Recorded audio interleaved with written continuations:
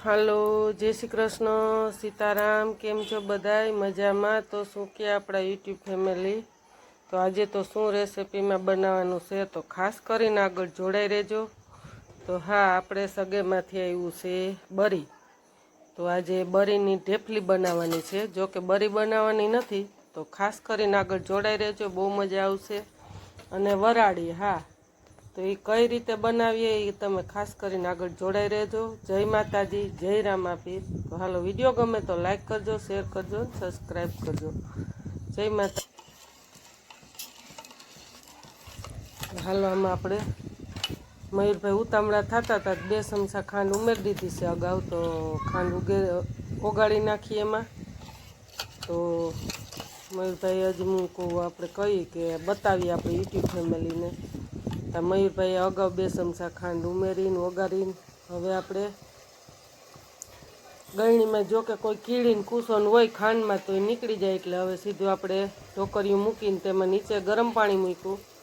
અને હવે એમાં ડીશ મેલીને પરબારું નહીં તેલ કે કોઈ વસ્તુ નહીં લગાવવાનું, ઘી કે, ને સીધું પરબારું બરી એમાં રેડી દેવાનું, ગળણી લઈને ગાળી. તો 10 મિનિટ વાટ જોવાની. તો હાલો, આગળ 10 મિનિટ થઈ ગઈ છે, તો આપણે હવે જોઈ લઈએ. તો સરસ સળી ગઈ છે હો, એકદમ મસ્ત.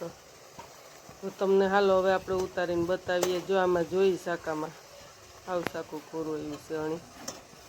તો હવે આપણે એમાંથી બહાર કાઢી લઈ. તો જો આ રીતનું ગરમ પાણી ઉકળતું થઈ જાય ને એમાં રેડી દેવાનું. એટલે વરાળે બહુ જેને પણ ન ભાવતું એને મંડે ભાવવા. એક પણ હજી આપણે ડીશ વધારાની મેલી.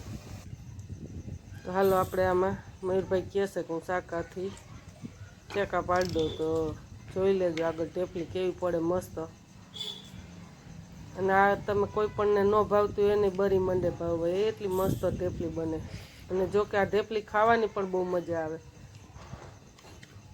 કોઈ પણ માણસને ઠંડી હોય ત્યારે ભાવે ને કોઈને ગરમ હોય ત્યારે ભાવે. જો કે મને તો ગરમ હોય તો વધારે ભાવે. આ ઢેફલી છે ને એકદમ ટેસ્ટી બને, મસ્ત. કાજુ ને બદામ ને એવું કોઈ નાખવું હોય તો કિસમિસ ને એવું નખાય, પણ અમે તો એવું કોઈ વસ્તુ નથી નાખી. મયુરભાઈ એવું નથી નાખવું. સાદી પણ તમે બનાવો ને તો એકદમ ટેસ્ટી મસ્ત બને. ચોક્કસ એક વખત તમે પણ આ રીતની બરી બનાવજો અને પછી કોમેન્ટ કરજો. અને કોઈએ ખાધી હોય તોય પણ કોમેન્ટ કરજો કે અમે આ રીતની જ બનાવીએ છીએ ઢેફલી. તો હાલો, તમને બતાવીએ. અને હા, વિડીયો ગમે તો ખાસ કરીને ભૂલ્યા વગર લાઈક કરજો, શેર કરજો અને સબસ્ક્રાઈબ કરજો. તો જો આપણે ઉખેડીએ. જો પરબારી ઢેફલી ઉખડી જાય છે, કેટલી મસ્ત બને.